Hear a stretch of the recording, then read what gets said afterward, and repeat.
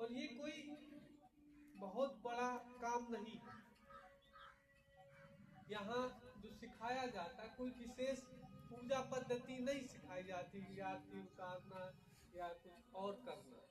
यहाँ जो वेद का सार है, जो सचमुच का है कि तुम्हारा यह शरीर जो है, ये शरीर यही मंदिर है,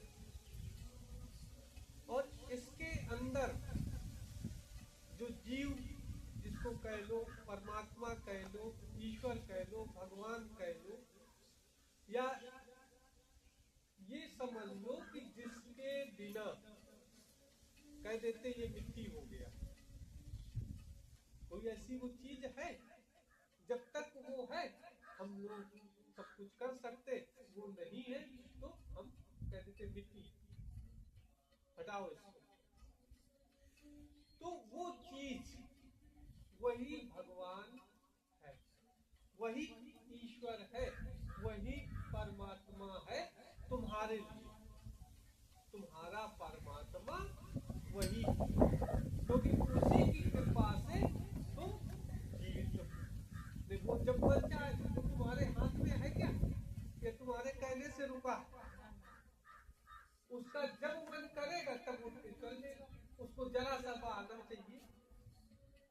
हम लोग सोचते हैं कि जब बूढ़े हो जाएंगे 70 साल के, 80 साल के, 90 साल के, तब हमारा नंबर आएगा, लेकिन उसने कोई अपनी घड़ी नहीं बताई है किसी को। वो छोटा बच्चा हो, बूढ़ा हो, जवान हो, स्त्री हो, पुरुष हो, संत हो, ऋषि, कुछ भी हो, वो किसी को नहीं छोड़ता। यहाँ तक कि जिनको हम भगवान मानते हैं, भगवान राम, भगवान कृष्ण, भगवान महावीर, भगवान बुद्ध, वो लोग भी, उनको भी छोड़ के वो चला गया। तो हमें समय नहीं गंवाया। हम जो कहते हैं कि आप मंदिर जाना चाहते हैं, मस्जिद जाना, जहाँ जाना चाहे जाएं, तीर्थ यात्रा जाना चाहते हैं करें, खूब गंगा नहाए, खूब भंडारा करें, भोज करें, आरती करें, जो मर्जी हो वो करें, लेकिन एक आरती उस परमात्मा की भी होनी चाहिए जो तुम्हारे हृदय में बैठा है, तुम्हारे इस शरीर में बैठा हुआ, जिसकी वजह से दूसरे, तीसरे, चौथे, पांचवें भगवान प्रकट हो रहे। भाई अगर वो परमात्मा नहीं है तुम्हारे अंदर, तो फिर ये शरीर नहीं कहेगा ये कृष्ण है कि ये हनुमान जी। ये तभी तक है जब तक वो परमात्मा तुम्हारे अंदर बैठा है। तो उस परमात्मा की प्रार्थना होनी जरूरी, और उसकी प्रार्थना हो गई, उसकी विनती हो गई, उसकी पूजा हो गई, तो फिर तुम्हें किसी और की पूजा करने की शायद जरूरत न पड़े। और सबसे अच्छी बात, उस परमात्मा की पूजा करने के लिए तुम्हें चाहिए क्या? जैसे दूसरे देवी देवता है, भगवान है, हम पूजा करते हैं तो कुछ प्रसाद चाहिए, लड्डू, पेड़ा, फूल, बतासा, अगरबत्ती, धूप, घी, दिया, ऐसी बहुत सारी चीजें चाहिए। व्रत, उपवास, नहाना धोना, सब कुछ, बहुत सारी वर्जनाएं हैं, बहुत सारी नियम है। और इस परमात्मा की पूजा के लिए क्या चाहिए? उसने कहा कुछ नहीं चाहिए, तुम जैसे हो, जिस हाल में हो, ये श्वास आ रही है, ये श्वास जा रही है, बस इसी के सहारे मुझे तुम एक प्रणाम दे सकते हो। सिर्फ एक श्वास ही साधन है जो उस परमात्मा तक तुम्हारे अंदर बैठा है जो ईश्वर, उस तक तुम्हारी सांस ही जाती, और इसी सांस के सहारे तुम्हें जो कुछ कहना है एक बार अंदर भेजो। आजमाओ इस बात को। आपकी जो समस्या है, जो परेशानी है, जो दिक्कत है, उसको बताओ, इस श्वास के साथ वहां तक पहुंचाओ, और जब वो बात पहुंचेगी वहां तक, तो उसको कोई देर नहीं लगेगी, कोई देर नहीं लगेगी समस्या को दूर करने, तुरंत वो आपकी सारे दुख हर। तो इसको समझने के लिए कहानी सुनते छोटी। एक किसान था, तो उसने एक सोचा कि हम बगीचा लगाएं अच्छे फलों का। तो अपने खेत में बहुत दूर से बहुत अच्छे अच्छे उम्दा किस्म के फलों के पौधे लेकर आया, उसने लगाए, खूब मेहनत की, पानी डाले, खाद डाले, दवा डाले, रखवाली करे, और उसकी मेहनत रंग लाई। 2-3 साल बाद उसका बगीचा तैयार हो गया, और इतना बढ़िया बगीचा तैयार हुआ, फूलों से लग गया। और जब तरह तरह के फूल खिले, फल आए, तो उसकी खुशबू इतनी ज्यादा उठे, इतनी ज्यादा उठे, बहुत दूर दूर तक जाए, मीलों दूर तक चली जाए। तो जब खुशबू दूर दूर तक जाने लगी, तो वहीं पास में एक जंगल था। उस जंगल में बहुत सारे बंदर रहते थे। तो एक दिन सारे बंदर का राजा सब घूम रहे होंगे खाने की तलाश में, तो उनको वो खुशबू आई, हवा निकली होगी, गई तो खुशबू लगी। तो बंदर के राजा ने कहा, ये खुशबू, इतनी अच्छी खुशबू कहाँ से आ रही है? तो उसने अपने 2-3 जासूस बंदरों को भेजा कि जाओ पता करके आओ कि खुशबू कहाँ से आ रही है। तो बंदर आए, खुशबू लेते हुए सूंघते सूंघते, तो देखा तो एक बहुत सुंदर बगीचा है, और उसमें अभी छोटे छोटे फल लगे हुए। उन्होंने देखा और जाके राजा को बताया कि महाराज, यहाँ से 2 किलोमीटर दूर एक बहुत बढ़िया उम्दा किस्म का बगीचा लगा है, जिसमें एक से एक अनेक फल लगे हुए हैं। बस अभी फल थोड़े कच्चे हैं, 10-15 दिन में फल पक जाएंगे, बड़े बड़े हो जाएंगे, तब हम लोग चलेंगे।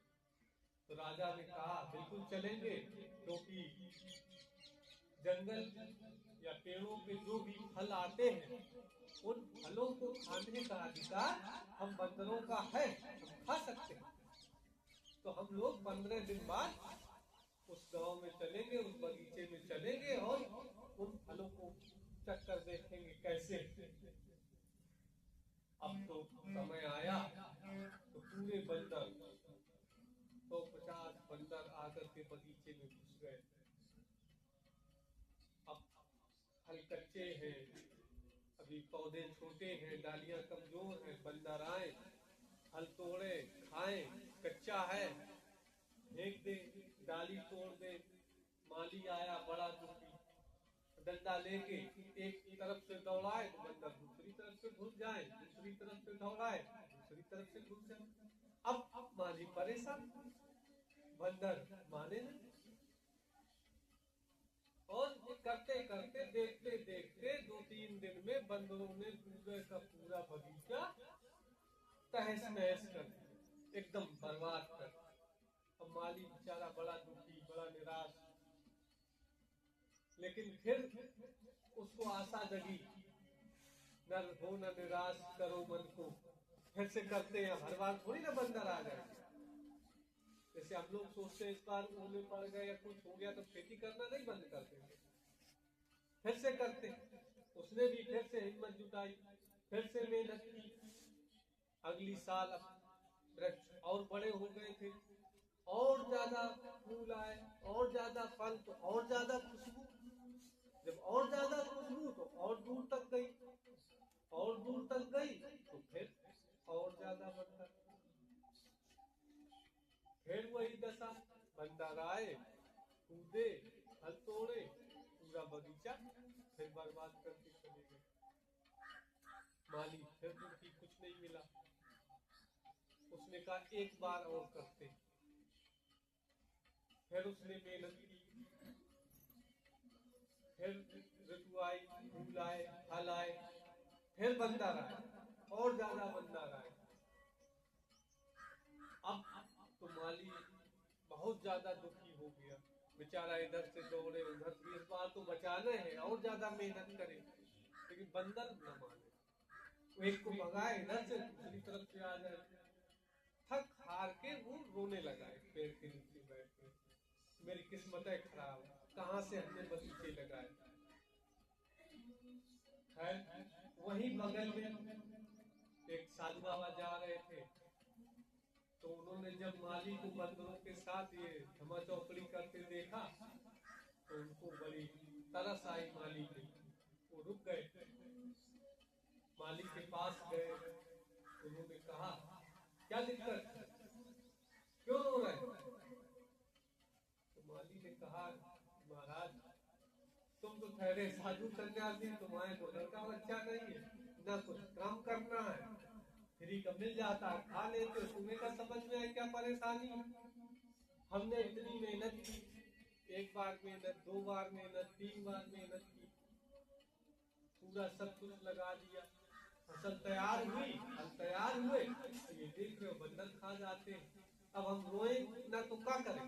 तो तुम कह दो क्या हो गया? तो उन्होंने कहा बड़े शांत होकर, बेटा क्या तुम सचमुच में अपने बगीचे के फलों को बचाना चाहते? तो मालिक को लगा कि अब तो ये और ज्यादा नमक और रह रहे। तो उन्होंने कहा अगर बचाना न चाहते तो हम काहे हफा रहे हैं, लठी लेकर इधर उधर घूम रहे। तो उन्होंने कहा हम बचा सकते, लेकिन मेरी एक शर्त है। बोले बाबा जी बताओ क्या शर्त है, तुम्हारी भी सुन ले, बगीचा तो वैसे भी नहीं बच रहा। तो उनका आधे फल मैं ले जाऊंगा जितने भी हैं।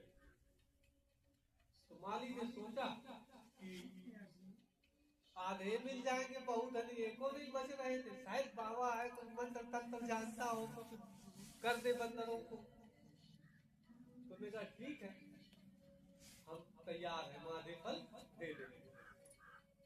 तो बाबा जी ने कहा ठीक है ऐसा करो, अब तुम जाओ अपने घर और अपने बच्चों के साथ रहो, और 10-15 दिन बाद तुम आना, तब तक ये फल तैयार हो जाएंगे और अपना हम लोग आगे आगे बांट देंगे, तो अपने रास्ते हम अपने रास्ते। बोले ठीक। तो माली को लगा वैसे भी शाम तक बंदर सब बर्बाद करके भगा देंगे, बाबा जी चले जाएंगे, हम भी जाए क्या फायदा है। तो माली बाबा चले गए अपने घर। अब इधर बाबा जी ने क्या किया, एक टोकरी थी और जितने फल बंदरों ने तोड़ के गिराए थे सब उसमें भरे, और खेत की मेड़ के पास बाहर पूरे फल डाल दिए और पत्तों से ढक दिए। बस उनका यही काम, दिन में 2 बार 3 बार उठे, जितने बंदर वो फल तोड़ के डाल जाए वो सब उठाए, टोकरी में भरे और मेड़ के बाहर डाल जाए। 2 दिन हुए कि पूरे खेत के चारों तरफ फल काफी इकट्ठा हो गए, और पत्तों से वो ढक दे, लगे तो वो फल सड़ने लगे। अब जब फल सड़ने लगे तो उनसे ज्यादा खुशबू आने लगी, और वो पत्तों से ढक दे। अब बंदरों ने सोचा कि ये बाबा बहुत कलाकार है, कच्चे कच्चे फल पेड़ों में लगाए और पके फल यहाँ पत्तों में छुपा के रख देता। तो हम इसको अब देखते हैं क्या करेगा। तो अब बंदरों ने खेत के अंदर घुसना बंद कर दिया, और जो मेड़ में फल वही सड़े गले वाले थे उन्हीं को जाकर के खाने लगे।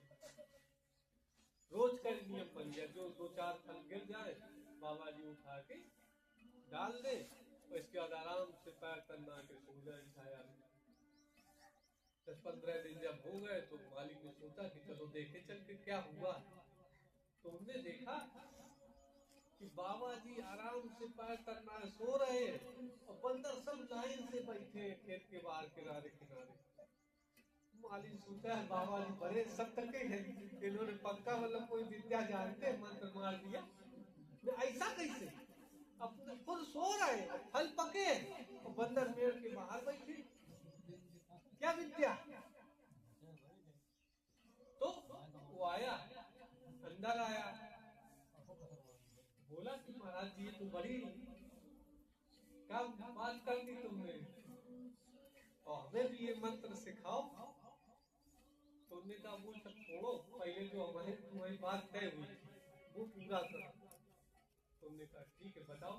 बोले फल की तोड़ाई करो। फल की तोड़ाई शुरू हुई, आधे आधे बट गए। तो बाबा जी जितना अपना ले सकते थे उतना उन्होंने लिए और बाकी कह दिया कि हमारे जो बचे तुम्हें लगता है वो जब भी फल कोई गिरे वो हमारा लगा वाला तुम्हारा, और हमारा जो भी गिर जाए फल उसको तुम मेड़ के बाहर उठा के रख देना। यही मंत्र है, तुम्हारे अंदर बंदर नहीं आएगा। अब तो माली बाबा को भी आराम हो गया, फल गिर जाए मेड़ पे रखा है, बंदर अपना वही रहे, अंदर न जाए। खूब फल, बढ़िया बगीचा था, पौधे अच्छे किस्म के थे, इतने स्वादिष्ट फल कि उसने सोचा कि ये राजा को भी भेजे जाए। उन्हें एक टोकरी राजा को भेज दी। राजा को फल बड़े पसंद आए। उन्होंने सोचा कि आज जो माली इतनी मेहनत कर रहा है, इतने अच्छे फल पैदा कर रहा है, तो क्यों ना उसको पुरस्कार के रूप में यहाँ घर में खाने पर बुलाया जाए। उसने माली को घर पे खाने पे बुलाया। अब माली परेशान कि अगर हम राजा के यहाँ भोज पे चले गए तो यहाँ बगीचे में ये पौधों को कौन पानी देगा, कौन क्या करेगा। अब जैसे दिल्ली में रहता हूँ तो 4-5 दिन लगेंगे, तो तब तक उधर बंदरों के राजा और बंदरों में और माली में भी दोस्ती हो गई आराम से, क्योंकि दोनों दिन भर फुर्सत में रहते थे, मेड़ पे बैठ के बातें करते थे। तो माली बड़ी उधेड़ में बैठा था, तो बंदर के राजा ने पूछा भाई काहे उदास बैठे हो अन्नदाता। तो उसने बताया कि यार राजा साहब का आया है निमंत्रण, खाने पे जाना है और हफ्ते 10 दिन लग जाएंगे और हम चले जाएंगे तो हमारा बगीचा सूख जाएगा, इसको पानी कौन देगा। तो बंदर को अरे भाई कैसी बातें करते हो, इतनी बड़ी बात तुमने कर दी हमारे होते हुए, और फिर ये फल तो हमें भी तुम देते हो तो हमारा भी कुछ फर्ज बनता है कि नहीं बनता है, पानी हम डालेंगे, तुम परेशान न हो, पूरे पे हो गए। तो दोनों में बात तय हो गई। तुमने कहा ठीक है। उन्हें पानी कैसे दोगे। बोले जिसको जितनी जरूरत हो, जिस पेड़ को उतना दे देना, कोई बात नहीं। तो माली साहब चले गए राजा के यहाँ महल। उधर शाम में बंदरों ने सोचा कि चलो यार भाई ने हमारे मालिक ने काम सौंपा है तो बड़े अच्छे से काम करते हैं। सब बड़े जोश में उठे, घड़े उठाए, नदी में गए, घड़े में पानी भर भर के लाए, पानी डालना शुरू। पूरी बंदरों में एक बुद्धिमान बंदर, तो बड़े उससे कहा कि यार पानी तो डाल रहे हो, लेकिन माली बाबा कह गए जिसको जितनी जरूरत है उतने पानी देना। तो उसने कहा ये यार हमें कैसे पता चलेगा कि किसको कितना पानी चाहिए। तो बोले जो जिसकी जड़ ज्यादा बड़ी हो उसको ज्यादा पानी चाहिए, जिसको कम जड़ हो उसको कम पानी। तो बोले अपनी पता कैसे चलेगा किसकी जड़ ज्यादा है किसकी कम। तो बोले चेक कर लो। अब बंदर गए, फावड़ा जुट गए खोदने, जड़ चेक कर, पूरा बगीचा सबकी जड़ें निकाल के उन्होंने देखा और फिर पानी डाला। उधर जब 10 दिन बाद माली बाबा आए तो देखा तो उनको बगीचा कहीं दूर से दिखे ना। जब पास आए देखा तो पूरा सूखा तहस नहस उखड़ा पड़ा। और बंदर बड़े खुश होते कि हमारी पीठ थपथपाई जाएगी। जैसे उन्हें देखा माली आया खूब किलकारी मारे, बोले राजा साहब की जय। तो उन्होंने कहा ये क्या कर दिया? बोले अरे क्या कर दिया, तुमने कहा था जिसको जितना पानी चाहिए हमने दोनों टाइम डाला। और सब बंदरों ने डाला, इसलिए बंदर ने तो बहुत अच्छा डाला। माली बेहोश हो गया, चक्कर आया, गिर पड़ा वो। तो तब तक बाबा जी अपनी कोई यात्रा पे गए थे, फिर लौट के आ रहे थे। तुमने सोचा कि देख ले माली के क्या हाल है। तो जब फिर देखा तो माली बेहोश पड़ा, बगीचा पूरा तहस नहस, बंदर सारे गायब। तो गए, माली को पानी आनी डाला, होश आया, पूछा क्या हुआ, ये बगीचा कैसे बर्बाद कर दिया, और तुम्हें तो हम सब विद्या दे के गए थे। माली ने पूरी बात बताई। तो उन्होंने कहा कि हमने आपको बताया, मंत्र दिया कि किसी भी तरह से ये बंदर तुम्हारे खेत के अंदर नहीं आने के, चाहे कुछ करो। और उसके लिए यही था, ये जो फल है, जो सड़े फल है, यही तुम्हें बंदरों को कुछ न कुछ देना पड़ेगा। तो उन्होंने कहा अब क्या कर सकते? बोले अब तुम कुछ नहीं कर सकते, फिर बर्बाद, फिर बस अगली फसल की इंतजार करो, फिर से लगाओ। ये जो कहानी है हमारे जीवन की है, हमारा ये जीवन है, ये खेत है और हम इसके मालिक। हम सब लोग अपने जीवन में अच्छे अच्छे फल लगाना चाहते, अच्छे अच्छे पौधे लगाना चाहते, खुशियों के बीज बोना चाहते। ये जो हमारा परिवार है, हमारा पड़ोस है, आस पड़ोस है, रिश्तेदारी है, क्या हम चाहते कि किसी से बुराई हो, या हम किसी का कुछ बुरा करना चाहते? हम तो सबका भला करना चाहते सब लोग हमारा सम्मान करें, सब लोगों का हम सम्मान करें। लेकिन होता उसके उल्टा। ये अहंकार, भ्रम, क्रोध, लोभ, लालच, ईर्ष्या, यही सब बंदर है। जैसे इसको छोटे से घरेलू बातों से समझो। आपका कोई बच्चा है, छोटा है, वो कोई बदमाशी करता है, शरारत करता है, तो हम क्या करते हैं? उसको क्रोध दिखाते हैं, उसको क्रोध दिखाते हैं। तो वो एक बार डर जाता है तो दूर हो जाता है,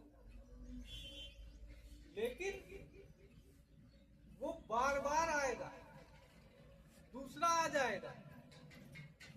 तुम अगर क्रोध का अभ्यास करने लगोगे, उसी माली की तरह अगर लाठी लेकर के हर जगह क्रोध से लोगों को शांत करने लगोगे, सीधा करने लगोगे, कभी नहीं कर पाओगे, थक जाओगे, रो दोगे, और वो चीज शांत नहीं है।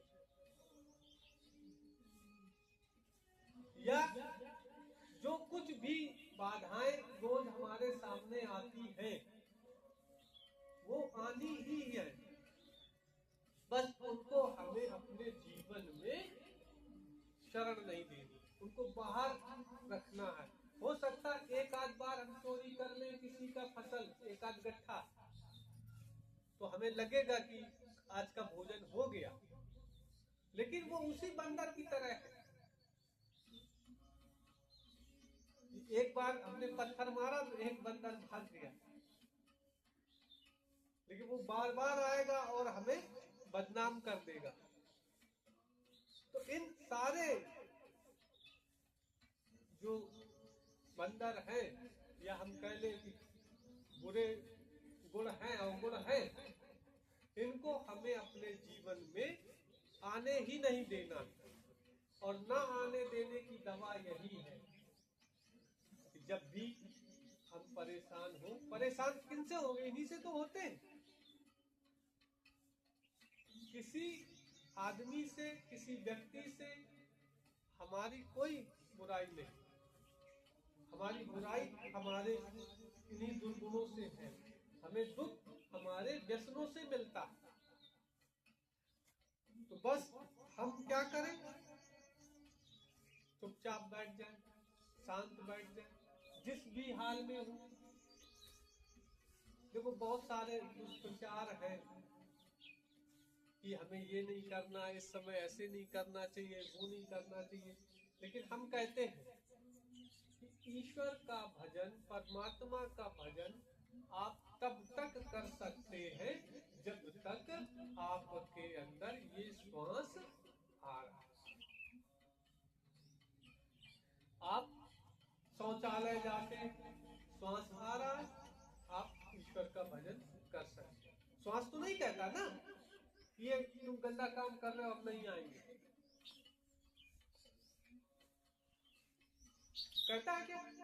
अगर वो आ रहा है तो तुम उस क्षण भी शांत रह सकते, उस क्षण भी याद कर सकते हो उस परमात्मा। मतलब कहने का है कि ईश्वर ने तुम्हें उसको सुमिरन करने के लिए कोई बहाना नहीं छोड़ा, कोई बहाना नहीं छोड़ा। जैसे यहाँ हम लोग कह देते टाइम नहीं मिलता है, ये है वो है, बच्चा बीमार था, भैंस बीमार हो गई, लाई कटनी है, बहुत सारे काम है। लेकिन परमात्मा को, ईश्वर को याद करने के लिए उसने कहा कि तुम कुछ कह ही नहीं सकते। हम कह सकते कि आज हमारे पास अगरबत्ती खत्म हो गई थी, लेकिन उसने कहा ये अगरबत्ती वाली पूजा हमें नहीं चाहिए, हमें तो बस तुम्हारे श्वास के साथ तुम्हारा ध्यान चाहिए। अब इससे सरल कोई चीज नहीं, कोई चीज नहीं है, इससे सरल कोई चीज। बाकी अगर तुम जो भी करोगे, जिस देवता की, जिस देवी की पूजा करोगे, तो तुम्हें कुछ ना कुछ सामग्री, साधन चाहिए। लेकिन जो असली परमात्मा है, जो सच्चिदानंद स्वरूप है, वो तुम्हारे अंदर बैठा है। फिर प्रश्न उठेगा, हमारे अंदर बैठा है तो हम दुखी क्यों? हमारा उससे के साथ अभी कनेक्शन नहीं हुआ। एक बार हम बाल कटवा रहे थे, तो जो नाई था बाल काटता था, तो उसको पता था कि हम प्रवचन देते रहते हैं, लोगों को बताते रहते हैं ईश्वर है, भगवान है, ये है। तो उसको लगा बहस करें। उसने कहा हम नहीं मानते कि भगवान कुछ होता है, भगवान होता तो दुनिया में देखो क्या क्या हो रहा है। अब वो हाथ में उस तरह लिए है और यहाँ चला रहा, तो अब हम क्या कहें? अगर कुछ कह रहे नहीं है, तुम गलत कर तो ऐसे मार दे। हमने कहा होगा, चुप रहो, शांत बैठे रहे। उसने अपनी पूरी भड़ास निकाल ली, हमारा काम हो गया। हम भी बाहर बैठे, तो सामने बाबा जी जैसे बैठे थे, तो हमने कहा हमें लगता है कि अब इस दुनिया के सारे नाई मर गए। बोले अरे कैसे मर गए, हम तो है जिंदा सामने। तो हमने कहा अगर तुम जिंदा होते तो बाबा जी की दाढ़ी काहे? उनकी दाढ़ी नहीं होनी चाहिए, तो ये तो तुम्हारी इच्छा पे है। बोले वो तो बाबा जी की इच्छा नहीं कि बनवाए। तो हमने कहा बस ऐसे ही ईश्वर है, तुम्हारे अंदर है, तुम्हारी आज तक इच्छा नहीं हुई है उससे मिलने की, आज तक इच्छा नहीं हुई है। हमारी इच्छा तो हुई है कि हमें रसगुल्ला मिल जाए। हम मंदिर में या किसी देवी के दरबार में भी गए तो यही तो मांगा कि बढ़िया प्रसाद मिल जाए, हमें बिटिया का अच्छा वर मिल जाए, लड़का फर्स्ट डिवीजन पास हो जाए, आदमी हमको साड़ी ले आए, यही तो मांगते रहे। नौकरी मांगा, घर मांगा, 2 बीघा जमीन मांगी, भैंस का दूध बढ़ जाए, और तो और हम कभी कभी तो बहुत छोटी चीज है, धूप हो गई तो बोले अरे भगवान कितनी धूप है, कुछ छाया कर। भगवान से मिलने की इच्छा नहीं जाएगी, हे भगवान तुम हो तो हमें एक बार दिखा, कैसे हो नीले लाल पीले। मथुरा वृंदावन तक गए, वहां भी वही मान के चले आए, 30 साल विश्व आगे उधर जाए, यही बस मान के चले आए।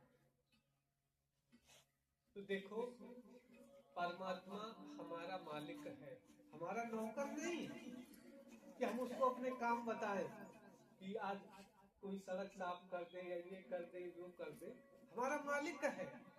एक बार हम ये स्वीकार करें, हमारे मालिक से का हम काम करवाते हैं क्या? उल्टी दुनिया बाहर है।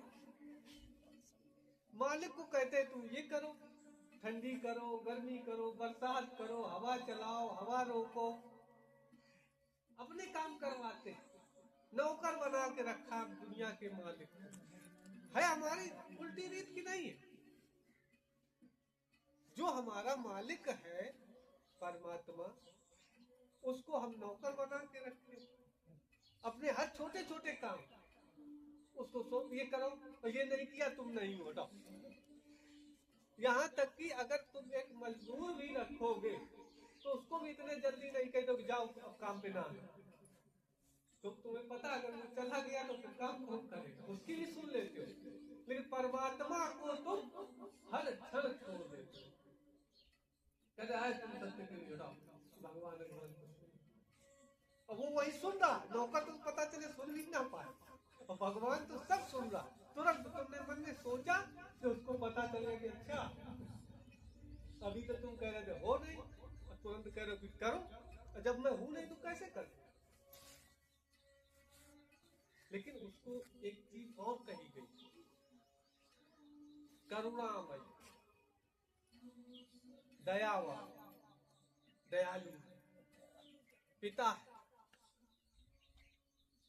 वो हमारी इन नादानियों को भूल जाता है, हमें माफ कर देता है। तो इसलिए वो हमारी सांसें नहीं रोकता है। नहीं वो चाहे तो एक बटन दबाएगी, अटो चलो आज से खत्म तुम्हारी मंडी। उसके हाथ में है कि नहीं? उसके हाथ में है कि वो तो इससे भी आग लगा देगा। उसके हाथ में कितना कुछ नहीं है, सब कुछ है, किसी को नहीं पता है, हमें नहीं पता। खूब बड़ी बड़ी बातें कर रहे कि अगली श्वास आएगी कि नहीं आएगी, पता नहीं पता। उसके हाथ में है कि अगली श्वास ना, और कोई नहीं रोक पाएगा, सबसे बड़ी बात। तो वो बड़ा दयालु है, हमारी इतनी नादानियों के बावजूद भी हमसे प्रेम करता है और कहता है एक क्षण, एक बार तू मेरे पास आ, एक बार तू मेरे पास आ जा, एक बार तू कनेक्शन बना ले, बस फिर मैं सब कुछ तेरे लिए करूं। जैसे मोबाइल फोन है ये, तो अब देखो तरंगे या जो नेटवर्क जिसको नहीं कहते, वो पहले भी था जब फोन नहीं था, आज है, और वो दिखता भी नहीं है। लेकिन जिसके पास मोबाइल है, मोबाइल में सिम पड़ा है और उसमें तुमने उसको रिचार्ज कर रखा है एक कंपनी से, तो वो कनेक्शन चालू रहेगा। अगर वो कनेक्शन नहीं है, रिचार्ज नहीं है, तो वो नेटवर्क कहाँ गायब हो जाता है? गायब रहता है कि नहीं रहता है? समझ में आ रही बात?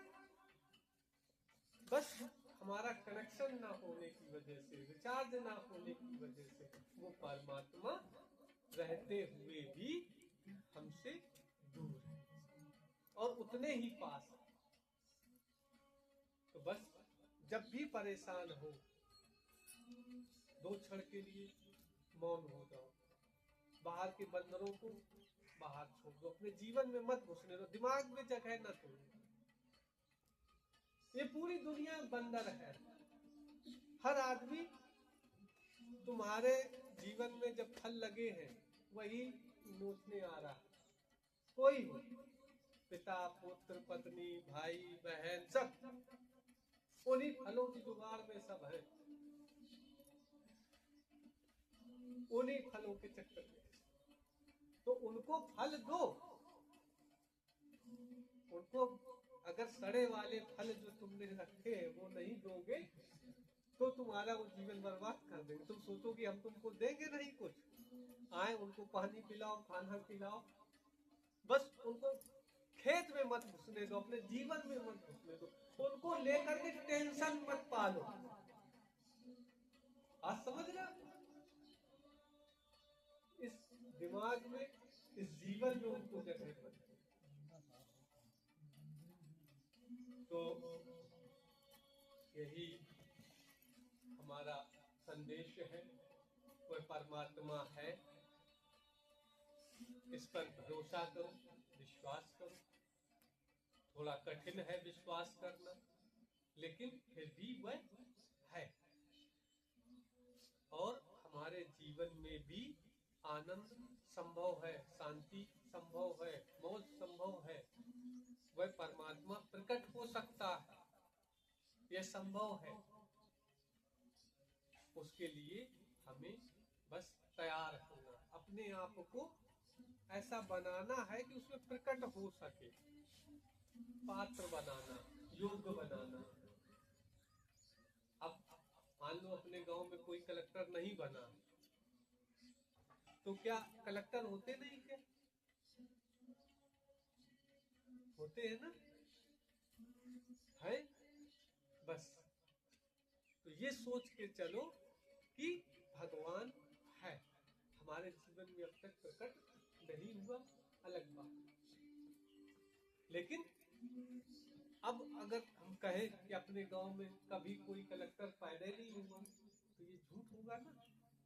एक न एक दिन तो ऐसा आएगा कि किसी न किसी का बेटा कलेक्टर जरूर बने हैं। लोग अच्छे अच्छे पदों पर पहुंच रहे हैं धीरे धीरे। अभी हमें पता चला कि ईश्वर चंद्र अमीन साहब का जो लड़का है क्लास 1 ऑफिसर बना है एनडीए करके, जो कि बहुत बड़ी गांव के लिए अचीवमेंट है। अपने आसपास अभी 150 गांव में और ज्यादा नहीं होंगे लोग। क्या हम खुद ही सामने बैठे? हमारे पहले किसी ने गांव से बाहर पढ़ाई नहीं की, पढ़ाई की तो MA BA BSc तक, PhD। तो एक बदलाव हुआ, आने वाले लोग, और हमने देखा कि बच्चे और तेज हैं, हमसे भी तेज आ रहे हैं, वो लोग और आगे बढ़े। तो ऐसे ही ईश्वर और आनंद सब होगा, तरक्की होगी, इस गांव में भी तरक्की होगी, हमारे जीवन में भी तरक्की होगी, और सबकी हो रही है। आप लोगों ने तो खुद देखा है कि कैसे कैसे हम लोगों का जीवन 20 साल 30 साल पहले कितना बदहाल था। पैजामा भी नहीं मिलता था, गांव की गलियों में कितना कीचड़ रहता था। अब पूरे गांव में बढ़िया लाइट भी रहती है, खूब ज्यादा नहीं, 3-3 दिन लाइटें नहीं आती थी, कुआं से पानी खींचते, दिया थे। तो समय ने पढ़ो, जो हमारी उम्र के लोग होंगे उन्होंने दीपक से पढ़ा, लालटेनें नहीं होती थी। तो ये तरक्की हुई है कि नहीं हुई है? अब हर घर में पंखा है, बिजली है, तो कंट्रोल में चीनी मिलती थी 1.5 किलो। अब बताओ, अब कोई आदमी कंट्रोल में चीनी और वो पैसे से मिला, अब तो अनाज मुफ्त में मिल रहा। किसी ने सोचा होगा कि हर घर में अनाज फ्री में मिलेगा, गल्ला फ्री में मिलेगा? लेकिन ये तरक्की है, कितना बदलाव हुआ, कितने अच्छे सबके पास कपड़े हैं। पहले कोई ससुराल या कहीं ऐसी रिश्तेदारी में जाता था तो जब तक 2-3 घर में वो मांग न ले सामान, किसी के जूते मांग लाया, किसी के मोजे, तो किसी के रुमाल, फिट नहीं आई। तो ये बड़ी विडम्बनाएं हम लोगों ने खुद देखी है, आपने देखी है, हमें कहीं और जाने की जरूरत नहीं है। और यही गीता का या शास्त्र में संस्कृत में लोग बोल देते हैं, धर्म क्षेत्रे कुरुक्षेत्रे संवेता का पाठवाश्चाय संग। तो हमें लगता है कि ये काम कठिन होगा, ये बहुत कठिन है, जबकि हम वो सब जी रहे हैं। यही भगवान कह रहे हैं, बस भाषा अलग है। वो संस्कृत में कह रहे हैं, हम अपनी गांव की भाषा में बात कर रहे हैं। हम लोगों ने जिया है और बहुत संघर्ष किया, अब कमजोर ना पड़े, आशा ना तोड़े, बस आशा रखें, अच्छा होगा। वह ईश्वर हमारे जीवन में प्रकट हो, और जिस क्षण वो प्रकट हो गया हमारा जीवन आनंद से